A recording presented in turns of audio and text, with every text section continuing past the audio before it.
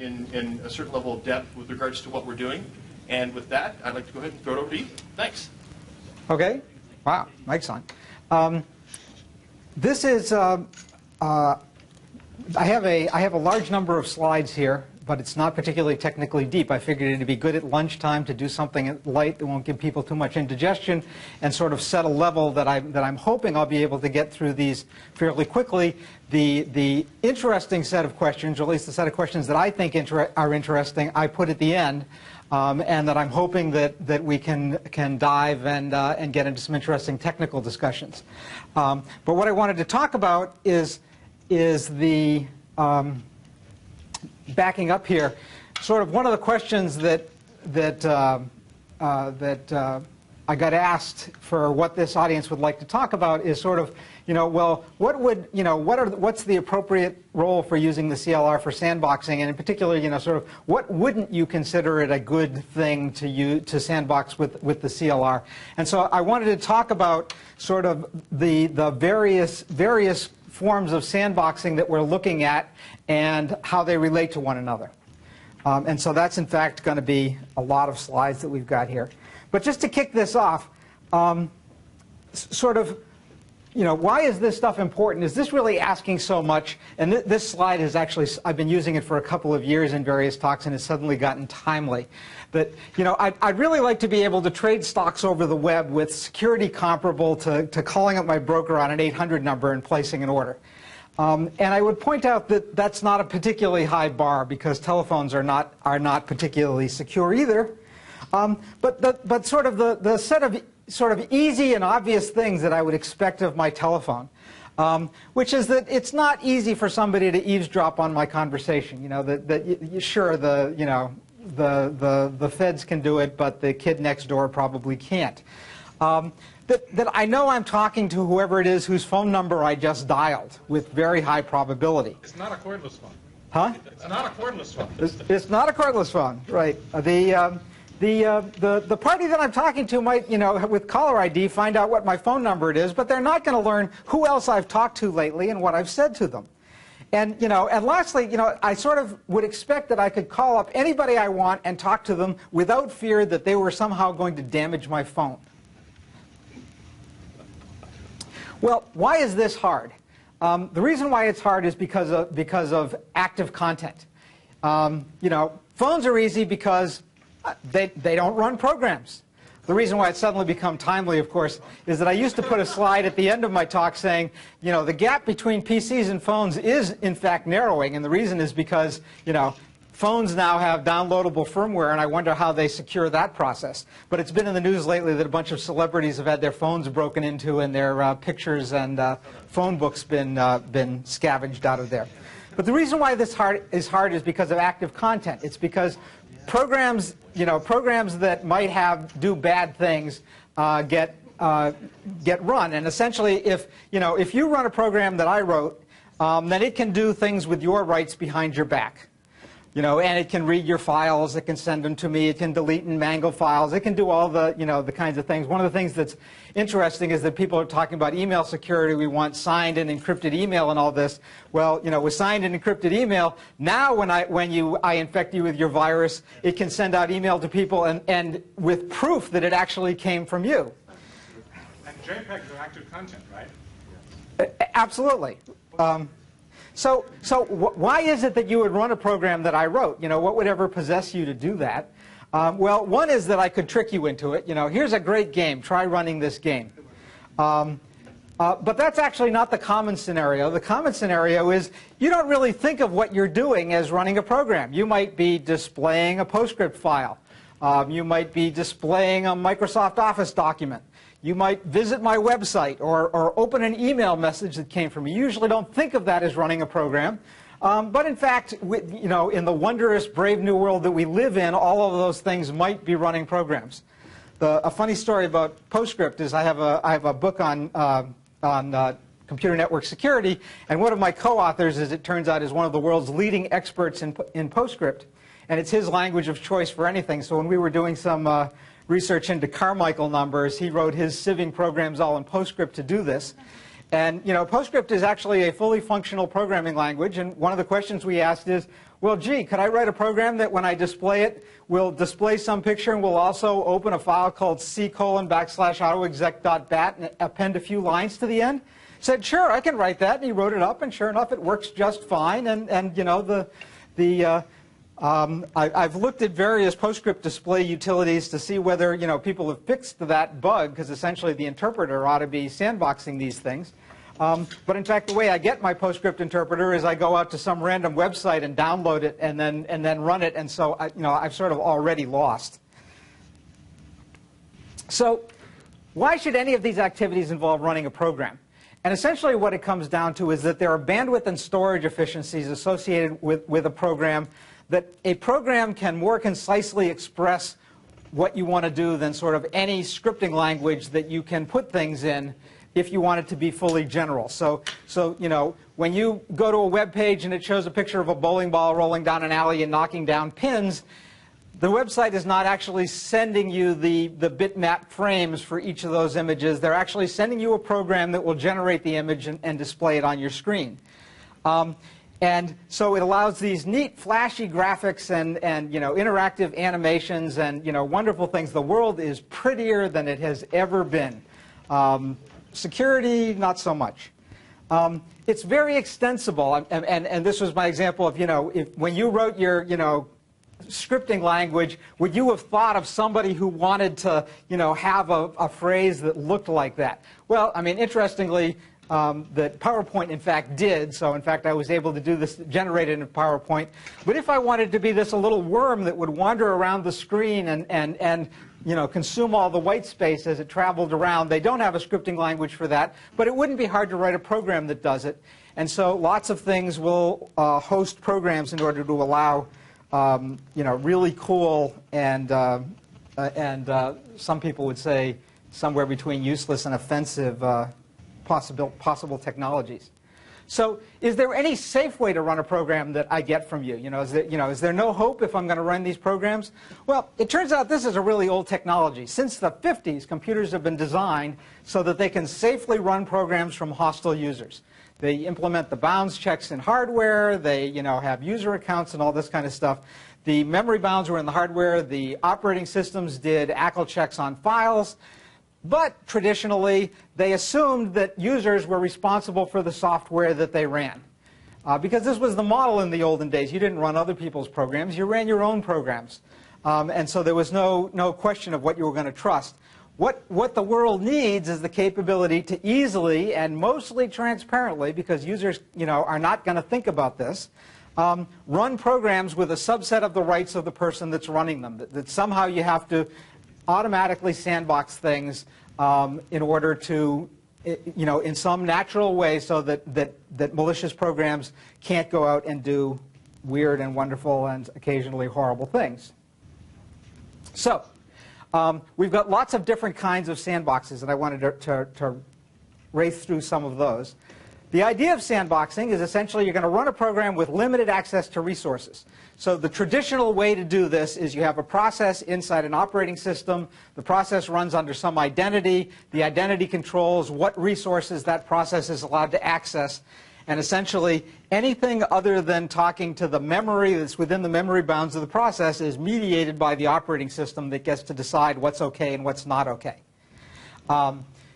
There are other ways to do this, however. One is there's this VPC out there, both from us and from other people, that allows you to essentially emulate PC hardware and run an entire virtual machine inside an enclosed space where you can now control everything that machine's allowed access to. Computers have gotten cheap enough that people could even use separate physical machines, and to some degree I do that. I've got a machine at home, and I've got a machine here, and various machines, and to some degree I keep the activities separate as a security boundary. That's to some degree expensive, but I actually don't mind the expense as much as I mind the inconvenience, the fact that I can't move things from here to there and can't access things all around. But it is an option to essentially have physically separate machines if you can have secure communications between them to do the kinds of things you want. And what I'm going to mostly be talking about is in the common language runtime, if you have a strongly typed programming language, you can actually do secure isolation within the process. So this was just, if you're doing processes, you have an operating system, you can have different processes that run with different permissions. The operating system is going to check ACLs, and when it's going to go, if it goes out and makes a request over the network, it can in fact say who it is that is which process it is that's making this request. So the kinds of things you really need to be able to do is a process ought to be able to launch another process with lesser rights than itself. That if I want to run your game or display your PostScript, I ought to be able to run a PostScript interpreter and run it in such a way that all it can do is, turn one pile of bits into a bitmap that's going to be displayed on my screen. I want to give it access to a window on the screen and the file, and that's it. And the other thing is processes are sometimes going to need to communicate with other processes with greater rights. This is the classic protected subsystem. I might have a database manager. It can access the database. It enforces its concept of ACLs inside, and my program wants to be able to talk to it. If you're doing something with a virtual PC, you can do a similar thing where here, essentially within a process, as far as one operating system is concerned, you can have a hardware emulation that emulates a keyboard, a display, a disk, a network. Load another whole operating system in that, and you have another user process in that. And here, if you want to, if one machine wants to talk to the other, the most straightforward way to do it is to, in fact, go out through the network and back in. So it's as though they were separate pieces of hardware. This is something that is, because memory has gotten so cheap and processors have gotten so fast, this is actually technologically feasible. I guess I would say that, except that actually IBM started doing it in the 50s. That was the way they did processes, is they never emulated. They didn't really have an OS in processes. They had a hypervisor right from the start. So I guess it really isn't a performance thing. It's always been a viable solution. It just has a lot more overhead than trying to do it with processes. So yeah, again, the virtual PC really should not have access to any resources other than mediated through the emulated hardware. Here, keyboard display and clipboard sharing represent special challenges, because you talk about this, well, if it really was a separate piece of hardware, the problems I talk about with a separate piece of hardware, well, I really want to copy this data from this machine over to this machine. How do I do that? And that's going to require some clever networking or protocols or some other sorts of accommodation. And actually, a virtual card reader and a virtual card punch. Virtual card reader, okay, yep, that would work, as long as your data is not more than 80 columns wide, which. That's what they had. So, sandboxing within a process. Essentially, the idea is the same. You could have a forms display engine that's running, but the field validation code that decides whether some particular entry is acceptable or not might be a piece of code that got downloaded that you want to run, that's going to inspect this thing and see whether it's the minimum number of characters, maximum number of characters, has the right capitalization, or whatever else it wants to enforce. You'd like to be able to download this field validation code and run it, but you don't particularly trust that code. So how can you run the code within the process if you don't trust it? And this is where the magic of strong typing comes in. That in a traditional programming environment, you're running within a process. Any testing of data types and bounds checks and things like that are essentially done as a debugging aid rather than as a security measure. But with strong typing, you can even run a malicious program within your process, and it can't touch any memory that you haven't explicitly given it access to, because the bounds checks are all wired in, and it's not allowed to bypass them. If you built this, theoretically, you could build a system that ran entirely based on this kind of strong type checking and that actually didn't have any hardware process bounds isolation. And I could imagine theoretician would be an interesting project to actually build a machine that how much faster could you make the CPU if it didn't actually do the virtual memory thing and enforced it all this way, and it would be an interesting exercise. In practice, everybody's gotten used to it. It at the very least presents a nice second layer of defense against these kinds of things. The Lisp machine did this in the late 70s. Really? Okay. So it's been tried. So which form of sandboxing is the best, of these models? Well, the answer is it sort of depends on what you're trying to do. And they all have their own, characteristics with respect to their security, their performance, functional richness, compatibility, all this. And I'm going to go through and sort of talk about, who has the edge in what.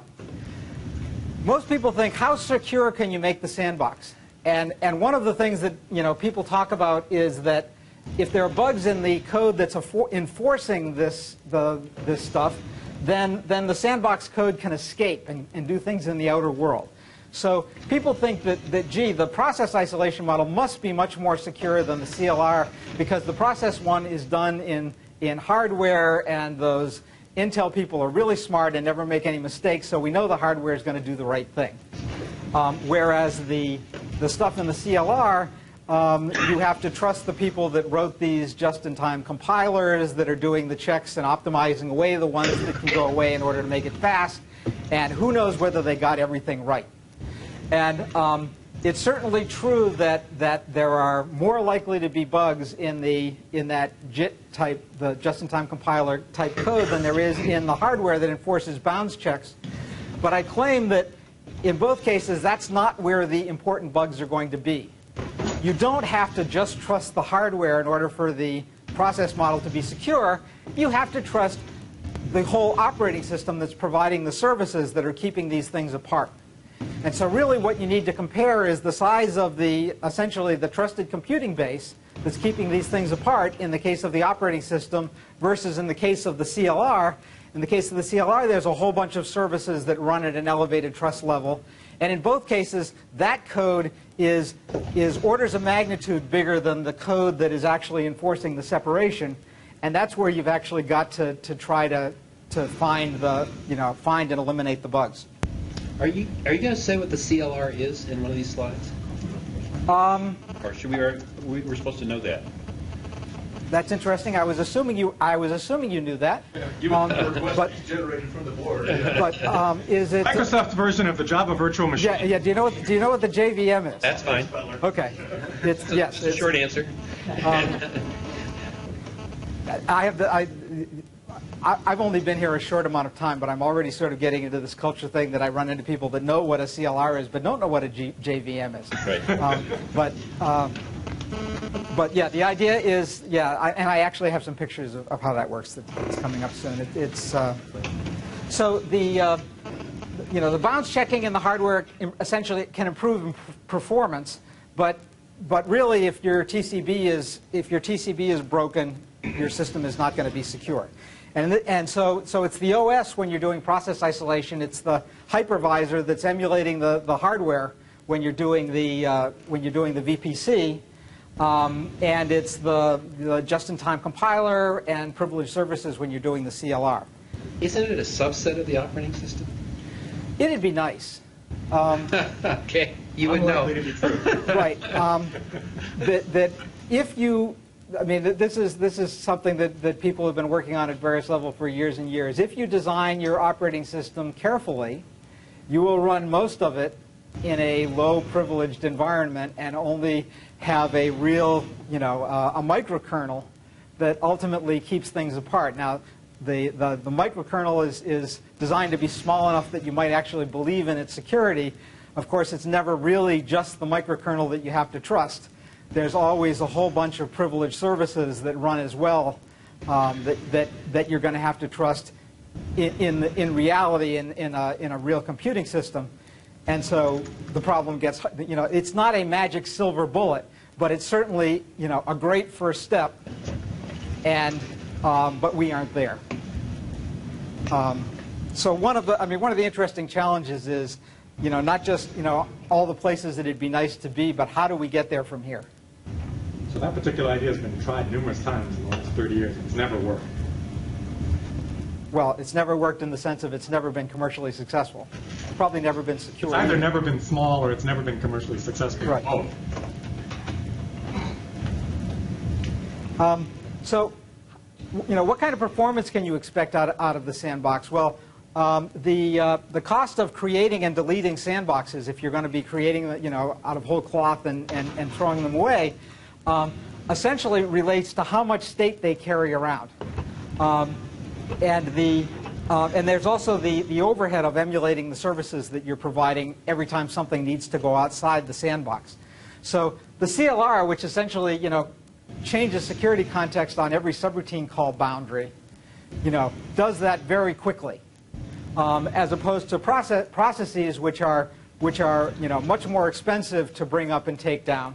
And in fact, the part of our legacy is that process creation and destruction in Windows is a lot more expensive than it is in, say, Unix, and that's a problem for us. And VPC, it's more expensive still in terms of trying to create essentially doing a whole machine install. Now, one can imagine virtualizing that and having, copy on write semantics and all kinds of cute things. But however you do it, it's likely to be more expensive to initialize a new VPC than it is to initialize a process. How much functionality can you safely expose in the sandbox? This is one of these, in theory, they could all safely expose the same functionality. This is one of the, I assume everybody's heard the joke, the difference between in theory and in practice. In theory, they're both the same. In practice, they aren't. In practice, because the CLR limits language expressiveness, it's unlikely to be the right host for full function applications. That if you, my favorite example is, could you write, it has the power of a Turing machine, so you can do anything you want, but would you want to write a garbage collector in managed code, with full type safety? And the answer is, well, I can prove that it's possible, but it really would be a very bad idea. The processes, both the processes and the VPC environment are rich enough to essentially emulate whatever it is that you need to do, other than certain very specialized hardware interfaces. Which one? Could you Okay. tell me why it would be a bad idea to write a garbage collector in managed code? The idea is that the enforcement of type safety means that what you're trying to do is make sure that if somebody allocates something of one type, that they can't access it as another type. A garbage collector is sort of the extreme of something that wants to treat memory blobs as memory blobs, and so wants to be able to release a piece of memory for one use, allocate it for another use. It sort of has to be aware that this memory is polymorphic. It changes its nature. And so you can do it, but only by essentially abstracting it back to bytes and then putting it back together again. And what's wrong with doing that? That when you do that, you can't maintain the thing that's doing the garbage collection is what's enforcing the type safety of the inner things, which means that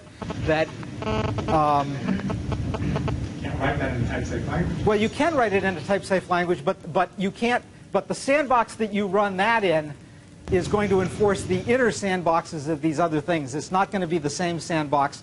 The garbage collector itself is not going to have the type safety of the things that it is in fact running. So you essentially coerce the type to a bunch of bytes, to a string of bytes that the garbage collector understands. Right. This is a rattle. Yeah. This is a rattle. I'm not so concerned with garbage collection, but I'm concerned with. This is the first time I've ever heard somebody assert that these type-safe languages are ill-suited for doing a bunch of things, and we shouldn't do it. And second, and I guess it's either refreshing or depressing, depending on which side of the fence you're on. Second, though, the garbage collection example could be unique if the reason it's awkward to do garbage collection is because garbage collection is, in fact, a part of the runtime environment that CLR provides to program, and what you're saying is you obviously can't write the CLR interpreter in CLR, but everything above it should work, because if everything above it could be written in CLR, then that's an argument that whole systems should be written that way. And there are all these operating systems that people have built experimentally, like Spin and others, which are done in high-level languages with the kind of argument that type safety buys us a lot, if not everything. So are you really making as strong a statement as that stuff? No. So Certainly not. So what? Because I mean, one of the real question is, why isn't Microsoft using CLR everywhere?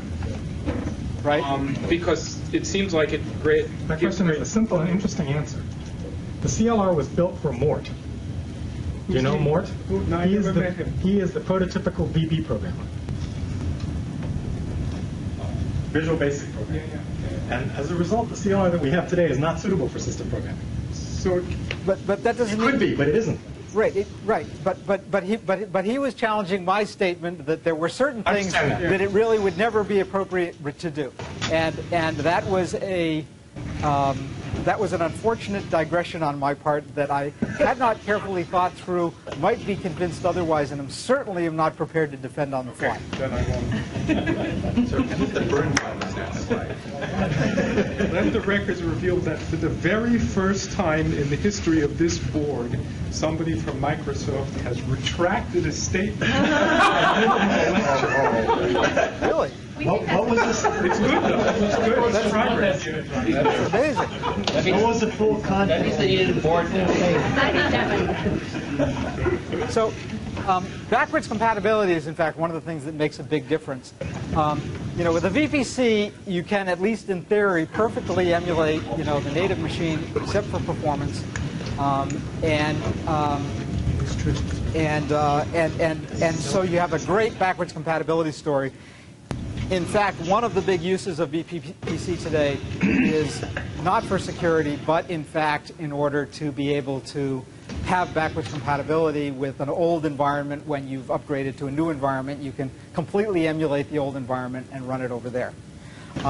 In practice, there's limited hardware emulation, and the way to imagine this is if you've got a piece of high-performance graphics hardware, and that graphics hardware is built so that it can access all of real memory, then whatever interface you build between the virtual PC and that graphics card has to do all the bounds checking necessary to make sure that a hostile OS can't give commands to the graphics card that will cause it to go mess up something in the rest of the world. And so, given that you need to have adapters for every possible thing, those tend not to happen. Intel's done that. Intel has done that. Done what? What you just said. Emulated every piece of graphics. No. It goes. All those things go through one of the bridge chips. Oh, right. Then if you build the graphics hardware in the right way, then you don't have this problem. It's a question of how it can connect, not of how it's built. Okay. So if you're willing to put it out on its own bus. But it's a very limited number of buses, and Intel actually has done the necessary work Okay. to make it possible to bounce check, to virtualize all those spaces. Yep. So with process isolation, you can run unmodified applications if they didn't do any of the things that you can't emulate. And one of the games being played is to better emulate things by putting together an environment whereby even if a process asks to do something privileged, you'll tell it you did something privileged on a shadow copy of the file system, and hope that that you can fool it well enough. CLR, on the other hand, really doesn't attempt to sandbox things that were not designed to run in that sandbox. It sort of was one of the advantages of the fact that we didn't have a legacy installed base meant that we could say, okay, these are going to be the rules. If you want to be able to run the sandbox, these are the things you ought to try to do. And we work on development tools so that you can say, this is the sandbox I'm targeting, and the compiler, as you're typing in, as you're selecting the methods that you're going to call, will gray out the methods that won't successfully be callable in the environment in which you're intending to target this. How transparent you can make this? Well, first of all, I would comment that transparency is not always a good thing.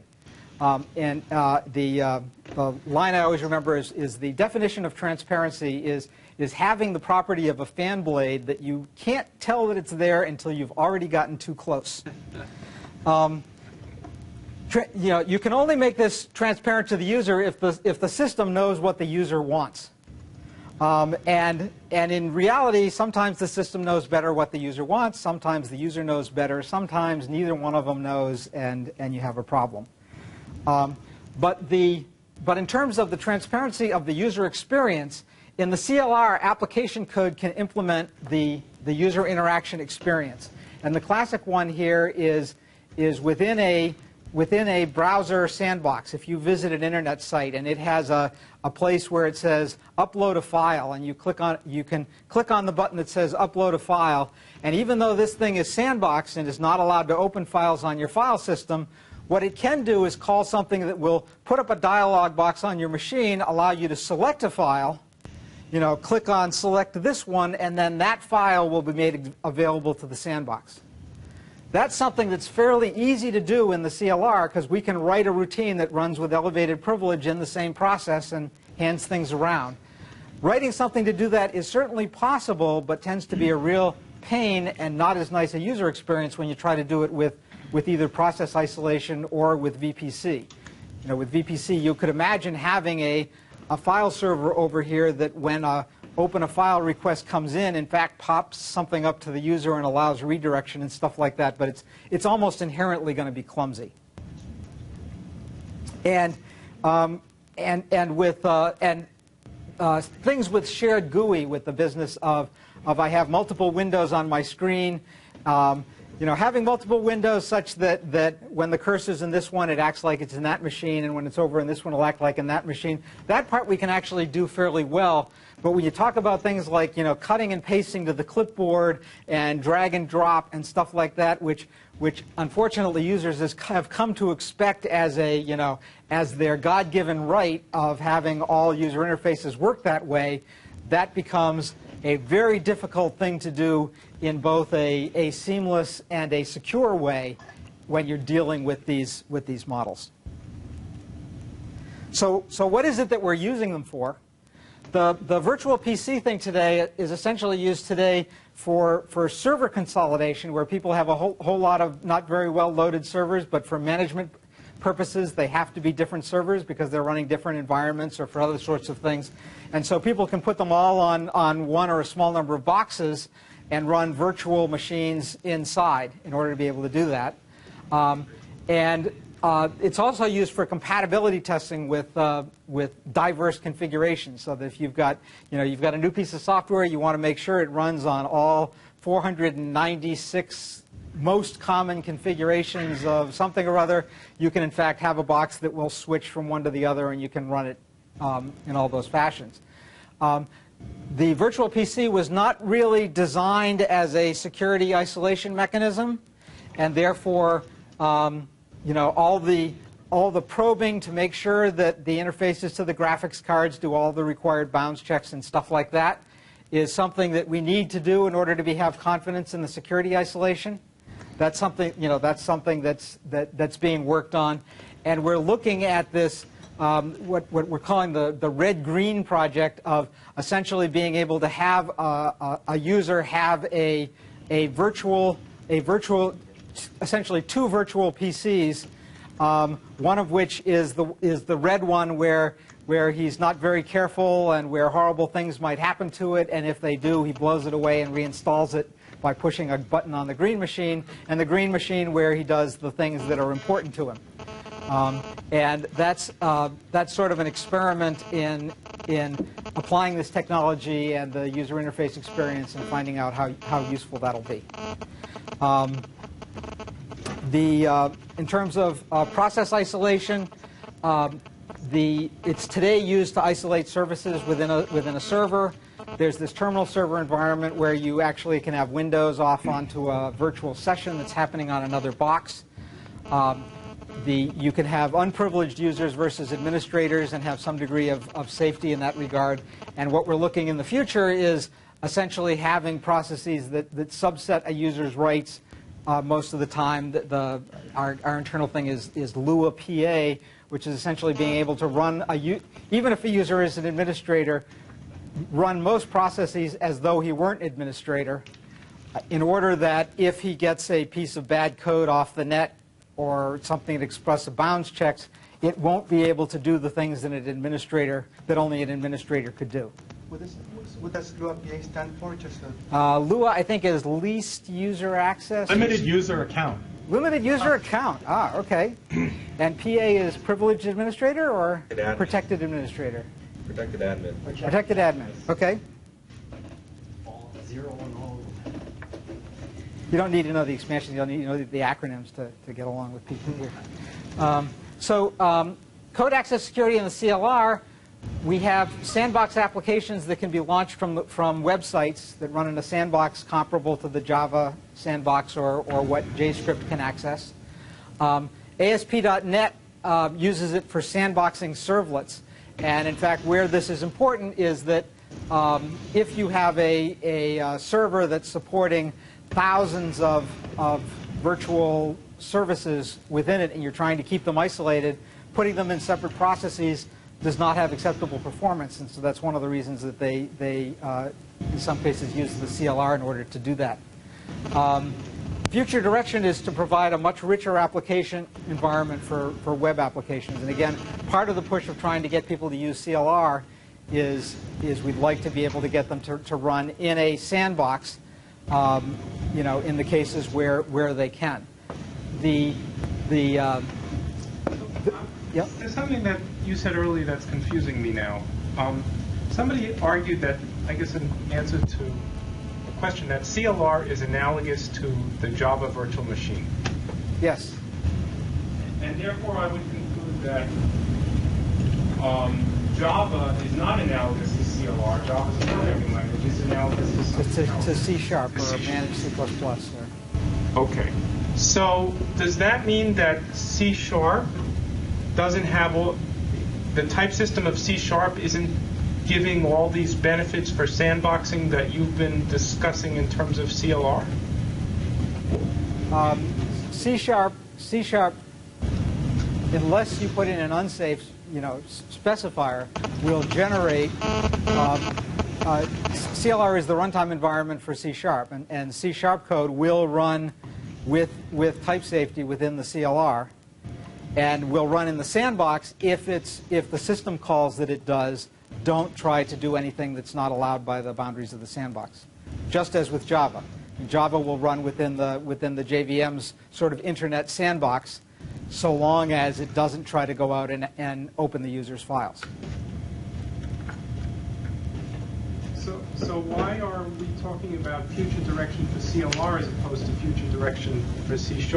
In particular, why are we not talking about the benefits or problems associated with having C# be more? Because it works for lots of languages. Yeah. For one thing, CLR stands for Common Language Runtime. It works for lots of languages, so it's a religious argument whenever you say C#, because people say, no, we mean Visual Basic as well. Everybody joins the party. The other thing is it's really not about C# or CLR. It's really about the libraries that are made accessible to the sandbox. And as with the JVM, it's really not a matter of extending the JVM or of extending Java. It's a matter of making new libraries, new functionality available to a Java program that's running within the sandbox. It can already do any calculation it wants, but if you want to give it a high-performance interface to a display engine that can display video, 3D video in real time, that requires that you write a whole bunch of code that does that interface. So that's the direction that we're trying to move in. So one thing that's clearly not on the list is writing future applications in managed code so as to avoid buffer overruns and all kinds of other things that cannot happen in C#. Is that because it's obvious or because it's not in the cards? Well, no, it's because it sort of wasn't part of this talk because it's not considered a security thing. It's a safety thing. It's a matter of if you do things in a type-safe language, even if it's not running in a sandbox, you are much less likely to have bugs that will cause system crashes or exploits when they're processing untrusted data. And so trying to encourage people to code to the code in C# and code to run in the CLR environment is something we'd like to do, independent of whether we think they're going to write something that will run in a safe sandbox. The thing here is that Butler likes to refer to the capabilities we're trying to put into the safe sandboxes. All you're doing is dancing penguins, which in some sense is true. On the other hand, a large number of applications like accessing my brokerage service, essentially using my PC not as something on which I do local computing, but something that I use as a very smart terminal to functionality that's essentially implemented out on a server somewhere or out on the web, is in fact a growing fraction of what people do. In fact, there was the big coming thing a few years ago was the thin client, where the belief was you didn't need to do anything locally. All you need to do is access things out there. I sort of regard the CLR sandbox as the ideal place to implement the thin client application experience that's going to access servers out on the back end. We're not targeting trying to say that Office really ought to run in the safe sandbox, or that other things that are intended to be standalone things that the user runs on his desktop. Could be that we'll get there, and there's and it's certainly the case that we want to be able to segment things better, both with process mechanisms and with CLR mechanisms. But in terms of trying to construct something that we actually believe is safe and constrained, we're mainly aiming at the network-centric applications. Charlie, does that mean that we have delayed, or we're no longer pushing using the CLR for the extensibility of applications like Office, or that sort of belief? That is, I mean, there's the line of business apps which Mort can go right to it. Right. But what about we had this goal, this pipe dream perhaps, of being able to use the CLR for the environment for running, say, Office macros and other sorts of third-party plugins and things on the large, say, standalone apps that might come, or the Photoshop plugins, that sort of thing. Certainly, for things that are essentially plugins that are computation oriented. In other words, if somebody wants to, bring in a codec that's going to do compression or decompression or something, that would be a very natural thing to run inside a safe sandbox. That plugs into another application where that application is responsible for making sure that the user is only opening files that the user intended to open. That becomes a natural spot for it. Programming in the CLR and sandboxing are two completely separate things. Agreed, but this sort of goes back to sort of the type safety question, right? No. The main issue with sandboxing isn't type safety, as Charlie keeps saying.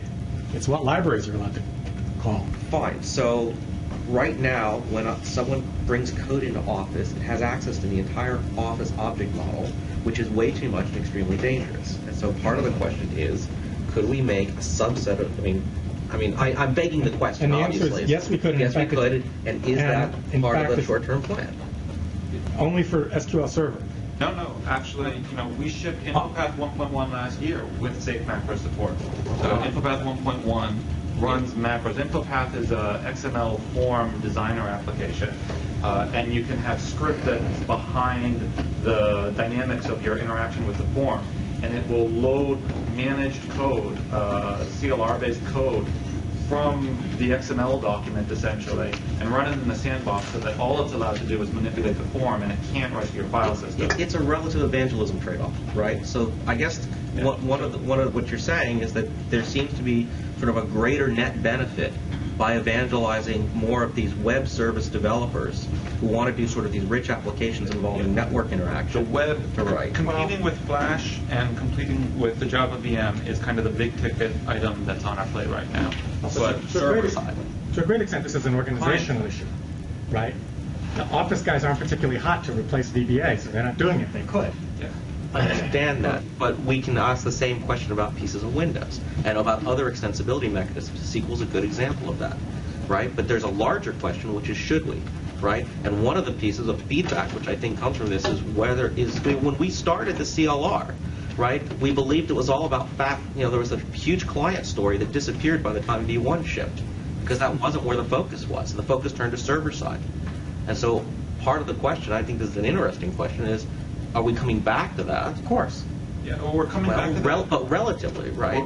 I mean, that's not what, I mean, the way I understand what Charlie's saying is that it's more important, or at least there's going to be a greater focus on servicing sort of these server apps, either because we believe more development's going to go there, or because the line of business apps really don't fall into the security model anyway, because they're all locally authored anyway. I'm not sure whether we should continue down this path. Right. It's fine. Yep. So somebody gave me these really cool slides on this was sort of what is the CLR, and so the idea is that compilers generate this IL, which is really the equivalent of what is it, Java bytecode. And it's a strongly typed assembly language, which we actually have an assembler for it, and it's kind of a neat language in and of itself. It's a bizarre concept, but the IL, like bytecode, is verified and compiled into native machine code just before it's going to be run with a just-in-time compiler. That gives it certain advantages of being able to do load time optimizations. And the JIT will in fact do whatever checks it can at this JIT compile time, and only the checks that have to be done at runtime are done at runtime in order to get the performance as good as you can. Essentially, because we have multiple compilers that compile into IL but a single verifier, it means that verification is language independent, and so only has to be, it minimizes the amount of code that is essentially in our trusted computing base, because the JIT compiler has to be correct, or else somebody could feed us code and it would do bad things. But we don't have to make the C# compiler and the C++ compiler and the VB compiler bug-free, because we don't distribute things in the source code form, or if we do, it's still the IL that's going to be verified. And you know that you can get the JIT compiler out of the trusted computing base if you want. Guess not. Well, only, I mean, you might be able to get the compiler out. You can't get the verifier has to be there. The JIT compiler can produce a certificate that asserts that it's correctly generated code, and then you have downstream of the JIT compiler something that checks the certificate. And the checker for the certificate will be much smaller than the compiler. That's what Charlie said. But that's that's in order to separate them in time. It's still trusted. If it did a bad thing and signed a certificate saying that some unsafe code was in fact safe, your security would be broken. No, you check the certificate. You build a checker. Certificate means then the checker is part of the JIT. Then the checker is part of the TCD. Yeah. Yes, that's right. But a checker is typically smaller than a generator. Right. It depends on what you check. If you check the output of the generator, then it can be. But oftentimes, in order to get the best optimization, you check the input to the generator, and then the generator, because essentially you're optimizing away some of the checks and not doing them at runtime, which means that the code that you the output of the JIT, it would be very difficult to write something that would do an analysis and determine that was safe. I disagree. disagree. Because you would have the JIT output not only the code, but a proof that it did the right thing. Yes. Okay. And then you could check that. Yes, And absolutely. People do this absolutely all the time. Right, and if you were trying, if you were trying to minimize the size of the TCB, Right. you break it up into those steps. Absolutely. So the sequence you go through is you start with your source code, and then you run it through a compiler, and we've got a whole bunch of compilers, including COBOL is actually there. It's actually people actually want to use this object-oriented COBOL. I was just astonished. And it compiles for MS-DOS, right? Hmm? It compiles for MS-DOS or for more recent? It compiles into IL. So. The COBOL. So this, it comes output, it produces an assembly that has the IL in it. After it's developed, the assembly then gets shipped off to whatever machine that it has to get installed into wherever it's going to go. And there's system code, there's application directories, there's download caches off the internet. Ultimately, it ends up on the target machine. Then it goes into the assembly loader. The assembly loader will, in fact, look at it. Will look up the policy. It will look at the signature on the code, and decide how trusted the thing that generated this code is, and from that we'll figure out what rights it ought to run with. That ends up going off to the class loader. It goes off to be JIT compiled and verified into native code. And then the native code gets executed within the CLR environment, where any things that couldn't be checked at JIT time gets checked at runtime, and there's garbage collection and all these other services that neatly run for you. So now with almost no time, we get to the part that I expected to generate controversy, which is the remaining hard practical problems is how do I decide what code that is that I'm going to trust? And there's sort of, we have put in lots of mechanisms. We put in all kinds of all mechanisms we could think of and more, and it's still a matter of ultimately, you've got very difficult decisions. You can base it on digital signatures and publishers. You can base it on where the data came from. You can put configuration settings, which I sort of regard as the architect's cop-out. If we can't decide, we'll let the administrator decide, because of course the administrator doesn't have a clue, and so he will typically push it on and make the user decide, and of course the user has no idea whatsoever, and so how to make all this work is largely an unsolved problem, and it's one of the reasons why we sort of have this simple concept of, well, we've got this safe sandbox and we've got this big unwashed world, and trying to figure out what to do in between is a hard problem. So we have this trust policy engine, which is this every assembly has evidence associated with it, which includes who signed it and where it came from. There's enterprise policy, machine policy, user policy, and application policy, which all automatically get intersected with each other in order to figure out what rights an assembly ought to run with.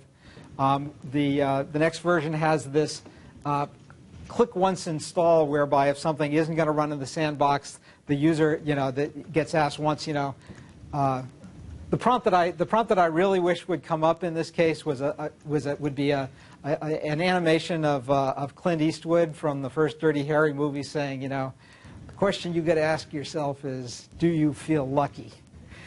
Because that's really what you're asking the user when you're saying, I can't figure out whether this is safe to run. Do you want me to do it anyway?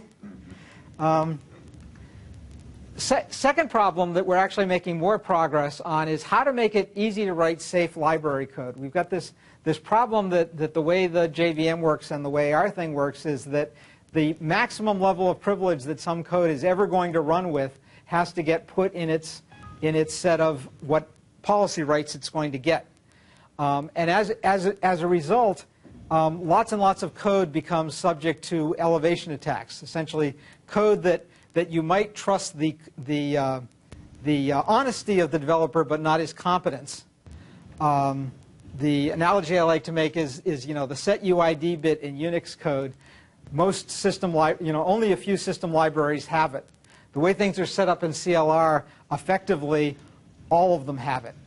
And this is a bad thing. And so, by default, code runs with the intersection of the rights of itself and everybody above it in the stack, but it can assert to get up to its own rights, and you can do a permit only to shrink down to less. But how do we set things up so that code can't be lured? And so, essentially, what we're thinking at, we have this thing that we're calling transparent code, which is essentially code that can't run with more rights than the code that called it. And it's analogous to having a system DLL that gets loaded into your process, that when the system DLL gets loaded into your process, it can't do anything that you couldn't have done. It's only essentially doing a calculation engine for you. And therefore, if it has a missing bounds check bug in it, that doesn't create a new exposure. This library, you have to trust the. I'm not being very. I can tell from the look on your face I'm not being very articulate. No, you're clear. I'm just puzzled because I think you just said you don't want to let amplification happen. I don't want to let amplification happen. And I'm just surprised that this would be astonishing. Right. No, I'm surprised you'll need to let it happen someplace. Oh, absolutely. And so what we've done is what we want to do is identify where elevation needs to take place and isolate the places where elevation can take place. And that's the code that has to be audited most carefully for correctness. But that there's a big bulk of code that technically is part of the TCB because it's used within the TCB, but that when it's called directly from untrusted code, can't itself do an elevation, and therefore the damage that it can do is bounded. So yeah, the trick here is to create coding practices that isolate the security boundary. And again, the analogy, I talked about that analogy. I tend to think of when you write a kernel, what you really want is you want the kernel to have an interface that untrusted processes call into that very carefully checks all the arguments and copies things over to make sure they don't get changed after they're checked, and then calls down into the main portion of the kernel that doesn't have to be as careful because everything's been consistency checked here. We want to structure the code that you write for the CLR in the same way, that there's a piece of code that can be called from the outside that has to be paranoid, and then the bulk of the code doesn't have to be as nervous about these things. Have you given any thought to trying to be more aggressive about the principle of least privilege and not allowing code, making it transparent if it has no privileges other than the ones that the programmer declares? You currently let a piece of code have all the privileges that it inherits from its caller. Right. Making writing down the privileges as an explicit thing of the programmer, and that would ensure that it might have less privileges instead of the same. Yes, in fact, I wonder if I have a slide about that. Slide. You had that on a previous slide. Previous slide? I've got the... One of them. One last the other one. Code can permit only any smaller subset of rights. Right. The last line. Yeah, one of the things we have that I don't know whether I don't remember whether I have it listed as one of my later problems is, yes, running with the principle of least privilege is something that we have compiler tools whereby it will in fact do walks and figure out what the most privileges this thing should ever need are, so that you can reduce it to that. And one of the interesting problems with that people get confused between running with least privilege and running in a sandbox, and that I in fact do have a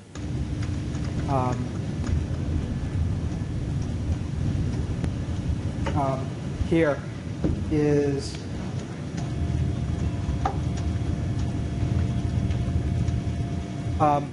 Yeah, this is a term that Jeff made up, is sand duning. Sandboxes are essentially designed to be able to run hostile code inside them, and everything's carefully examined for safety.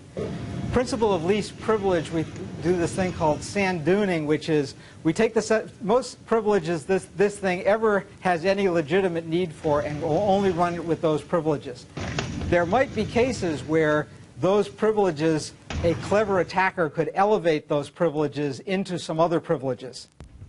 In the case of a sandbox, that would be considered a disastrous security flaw in the system. In the case of a sand dune, it's not considered a security flaw, because the sand duning is really a matter of trying to, it's a layered defense trying to keep mistakes from being elevated and just being careful. And so we're willing to say, okay, this guy is not allowed to open files in this piece of the file system, even though it turns out that he does have access to the printer, which in fact uses that for spooling, and therefore he can get things in there by some indirect mechanism. We don't have to look to see whether there are indirect mechanisms to accomplish some of these things when we're talking about just doing a least privilege type environment. So, what permissions is it safe to grant? In the OS world, things tend to be organized around user IDs and groups. One of the problems that I see is that if you look at the permission structure of CLR, if you look at the permission structure of Windows, and if you look at the permission structure of distributed networking and web services and things like that, it sort of looks like it's three schemes designed by three different committees on three different planets. And I regard this as a big problem that we need to pull these together because users are just too confused. Sometimes there are things that can be represented in one that can't easily be represented in the other, like the ability to put up a dialog box to let the user specify a file to be opened, but not to be able to open one directly on your own say-so, is something that will happen in the CLR, won't happen in the OS, and therefore the OS has no syntax to express it. But there are a lot of cases where, for example, the CLR limits you to directory subtrees in the file system rather than limiting you to things that certain groups have access to. And these are things that really ought to be synchronized. Figuring out exactly what it is that we can safely put in the sandbox without allowing some sort of elevation. Programs that you download do need to be able to have their own isolated storage for things like, a game storing its high scores, or other sorts of things that a program might need its storage, but it shouldn't need to get at other files of the user. Being able to interact with the network is an interesting problem in that, on the one hand, I'd like it to be able to go out to the network and talk to its peers. On the other hand, I don't necessarily want it to be able to go out to the network and talk to my brokerage account, which thinks it's coming from me because it remembered my IP address. Clarification question. When you say permissions, are these granted initially at design time, or do they change after the system has been patched, updated, new applications? Do permissions change, or can they change? Do you understand that one, Jeff? I'm quite sure what you're asking. The permissions are granted at runtime when we're deciding to run an application. We'll look at it and we'll say, are we going to trust this or not? And if we're not going to trust it, we've got a set of permissions that we'll grant to it. At design time, the developer can request a certain set of permissions, and if they request more than we'll give them, we might prompt the user and say, hey, this might be doing bad stuff to your machine. Does that answer your question? Safe is an interesting question too, because it becomes, we oftentimes think of things as it's safe if it can't be elevated to some more important privilege, but in the context of downloading stuff off the internet, an example of something that's controversial is, should the thing have access to the name of the current logged in user? As a privacy concern, a lot of times out on websites, you don't want that information to be available. On the other hand, there are cases where it's useful. So figuring out what kind of rules you can apply as to how to control that kind of privacy information is an interesting problem. Yeah, this was I might not want to give it access to my local files, but if I'm downloading a tax filing program, I might want to give it access to the tax information on my PC. What would the user do in order to express that? I might not know the name of the file that has that information in it. It's something that money created for me, and I don't know how it runs things. And so, the permissions are done differently. We're running out of time, so I'm glancing through to see whether there's anything that I really want to talk about.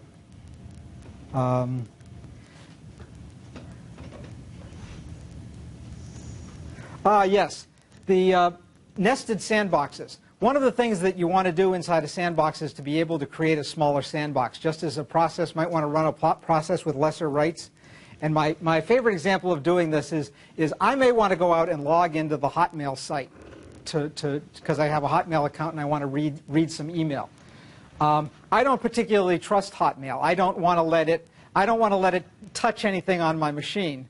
But so it just wants to be able to control its own window. So you might think that a single sandbox is enough, but it isn't, because Hotmail wants to display email messages on my screen, but it doesn't trust them.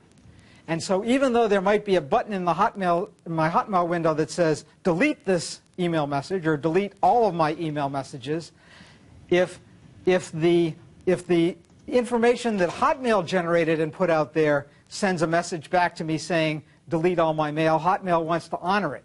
But if that same message is caused by a program that was embedded in an email message in my Hotmail account, then it doesn't want to honor it. You can in fact go further than that. The email message that the email message might contain an ad that somebody sent me.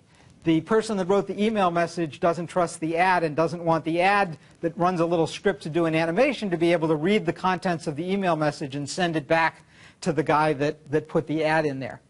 And then the Hotmail service itself might in fact be hosted on an ISP on somebody's server, and the ISP doesn't particularly trust the guy that's providing this email service.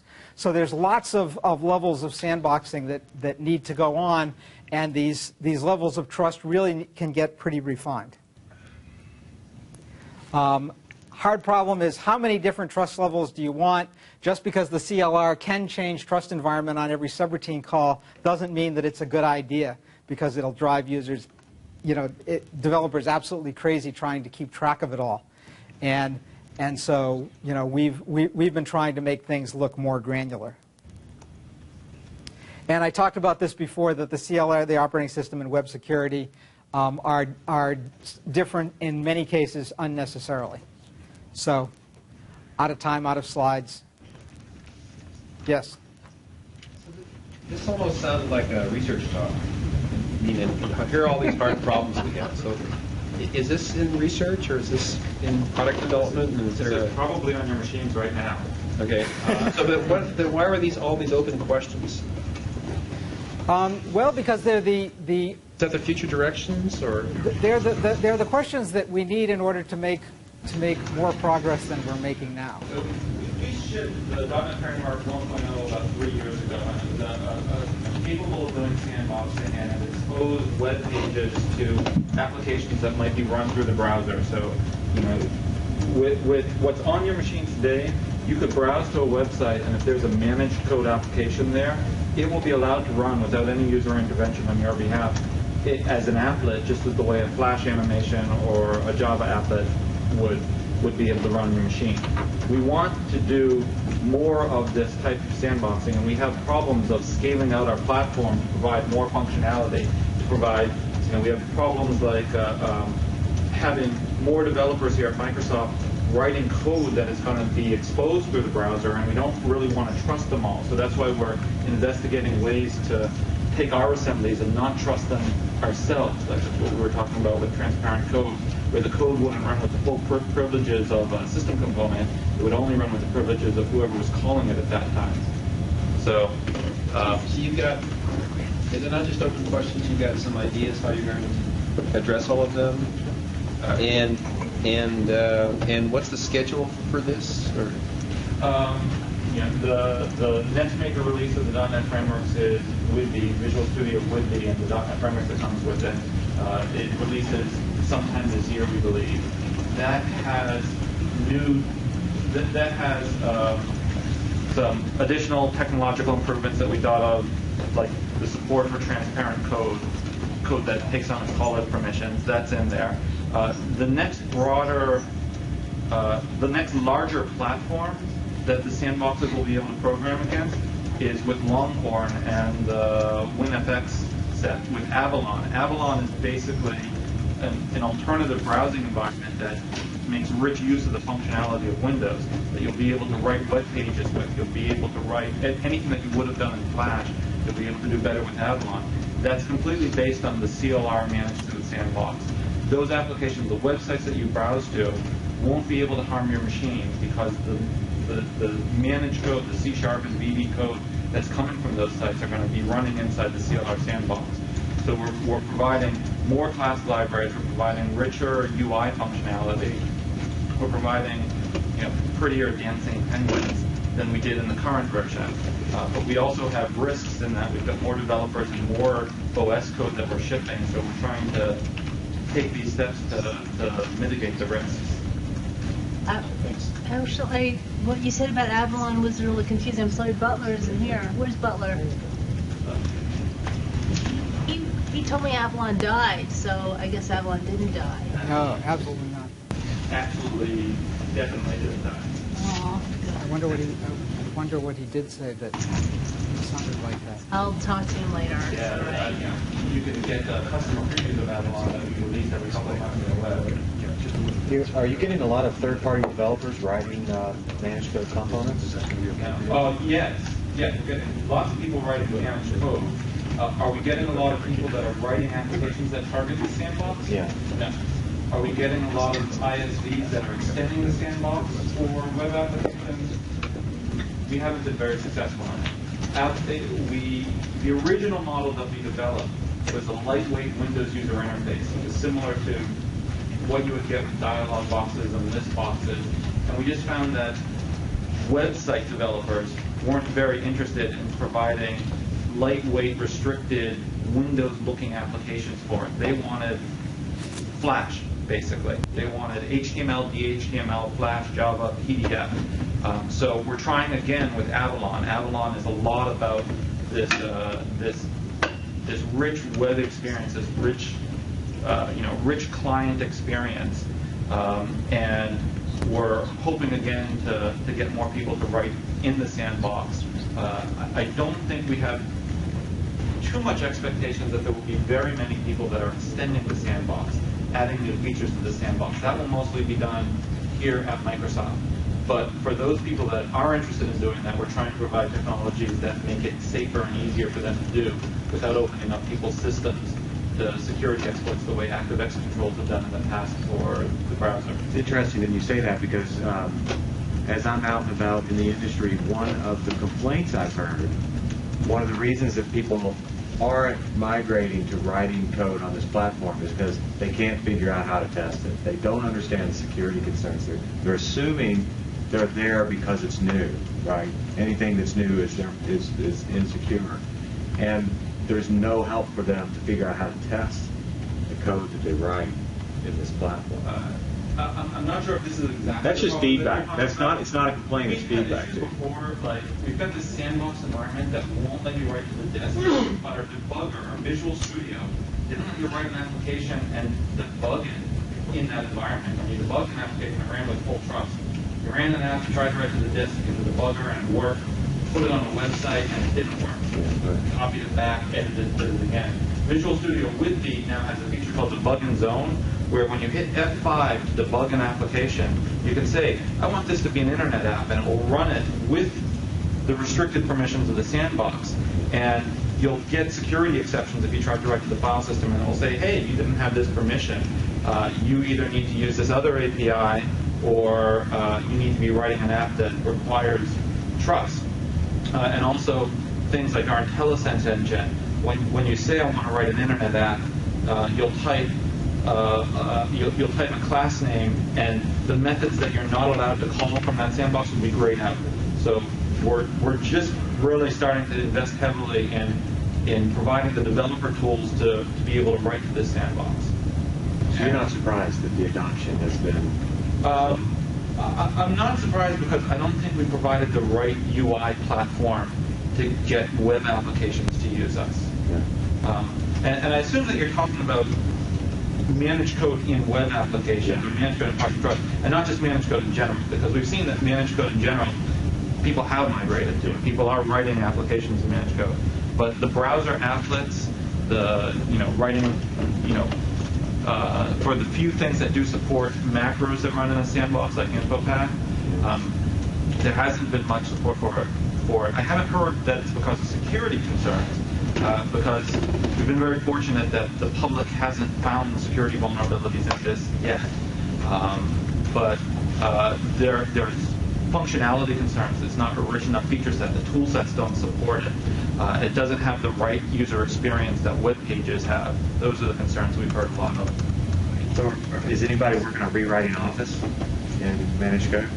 I would love Office to be rewritten in managed code. Do you see any problems with doing that? In managed code as a full trust application? Yeah. No, there was a comment about it not being in the operating system earlier today. And Butler made a comment that it wasn't appropriate for system level code. I don't agree with it. What we found is the managed code is sometimes not appropriate for components that are going to be loaded in multiple processes because we're releasing multiple versions of the platform, and you have these problems where you might rely on one component that's from one version and one from another program, and that's why we don't want to write the Windows API in managed code at this point. But applications that own a process, absolutely, I think they should be written in managed code. Office is a big train; it takes time to do it. But new application development here at Microsoft, I venture to say that many people do prefer to write new applications in managed code. It's just easier. Security is better because of type safety and bounds checking. Development tools give greater productivity. Certainly, you should have an Office versus managed code, something like that.